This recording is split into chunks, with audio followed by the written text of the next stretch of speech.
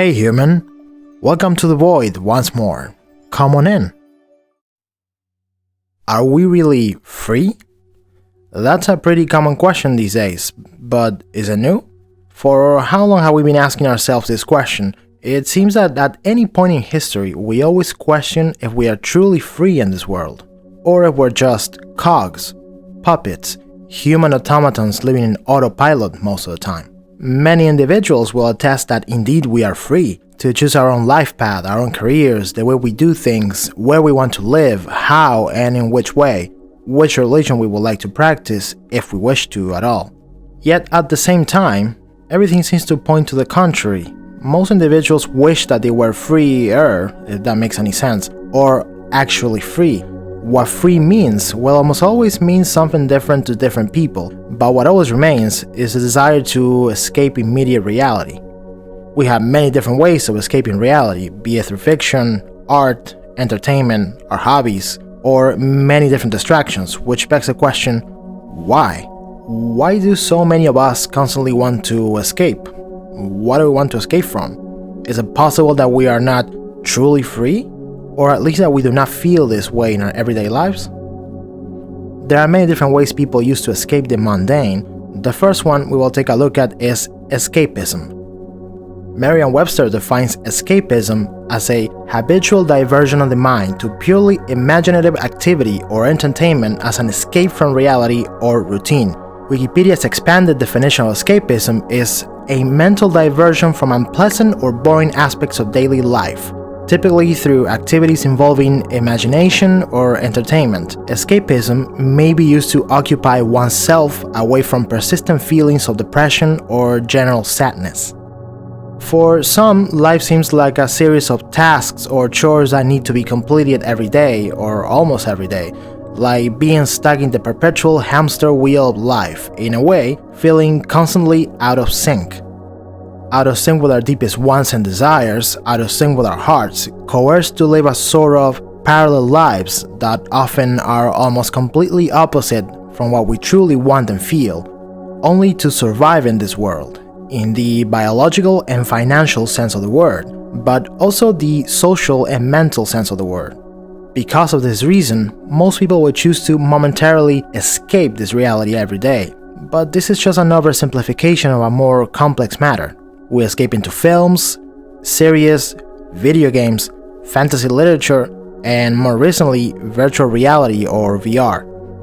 But for now, let's concentrate on one of the most common forms of escapism of the modern era, binge watching.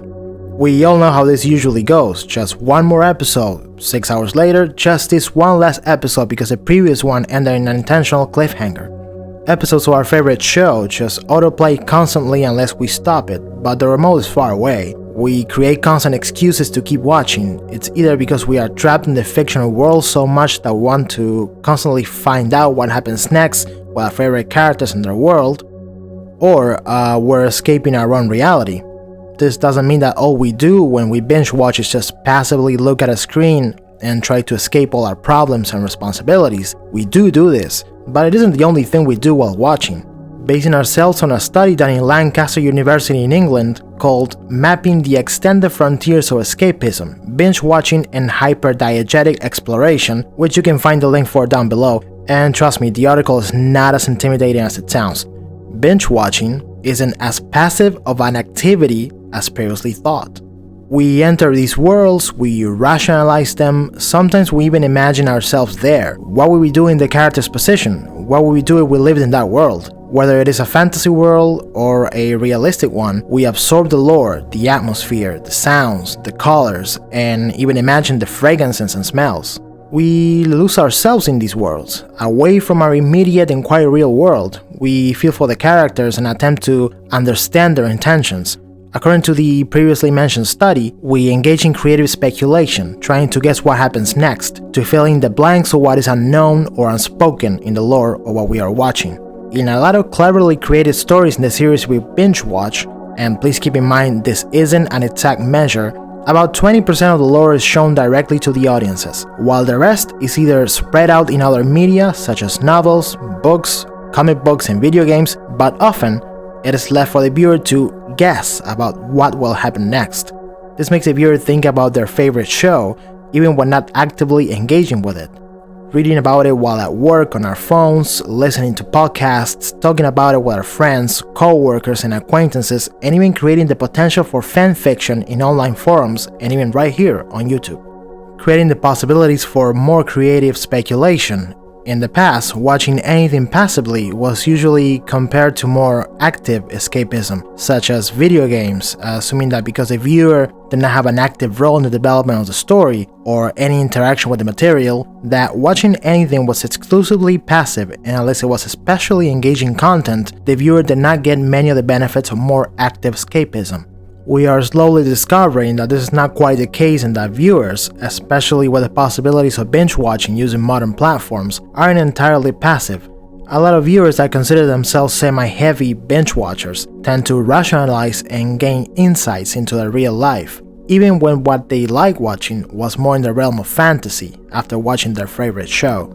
This could be because they were able to escape their immediate reality long enough while still having their mind engaged that they were able to return to a real world with refreshed insights, but also they were able to see their life from a sort of bird's eye point of view. Throughout history, humanity has always liked storytelling and has always used different mediums, even those widely disconnected from reality, to comment in some form or another on reality, on human feelings, opinions, societies, way of living, but all told in stories. Depending on which point of history we choose to focus on, in many cases, this was possible because they lived in societies or a specific point in history where speaking about issues of the real world directly was not well seen or could even be punished. But often, it is simply because as humans, we love hearing stories and we love telling them. We love to engage in our imagination and take a holiday trip in our minds. We have used song and poetry to tell these seemingly unreal stories in our artistic endeavors, to talk about our immediate human experience using our imagination and living in alternate worlds, imagining ourselves being in someone else's shoes, whether real or imagined, just for a while, to see what it feels to not be in our own shoes for a fleeting moment, to then return to the world once again with new insight and knowledge gained by being away from it and seeing it from afar. After all, it sounds very tempting to escape into a world without limits. We live in a physical world full of rules and physical limitations with responsibilities to others, to our world, and even to ourselves. So, escaping from time to time isn't exactly a bad thing. It can in fact be very good. But the problem is when we do this for very extended periods of time, when all we want is to constantly escape, because let's face it, that's much easier than having to deal with real life sometimes. But this doesn't mean the other extreme, that is, attempting to neutralize escapism completely from our lives, is the way to go. Everything should be done in moderation, even real life. But why exactly do so many of us choose to constantly escape? Is it just as simple and black and white as saying some of us have a harder life than others? Or is there something more? Something that affects all of humanity as a whole? Are we really free? Please let me know in the comments below what you think. I'd like to hear your opinion on this, and remember to stay tuned for the next video, where we will explore a little deeper and try to zone in into possible answers to the question of humans truly being free. If you like my content, please don't forget to subscribe, human, and join me in my pretentious quest to outthink everyone else and deconstruct the human condition.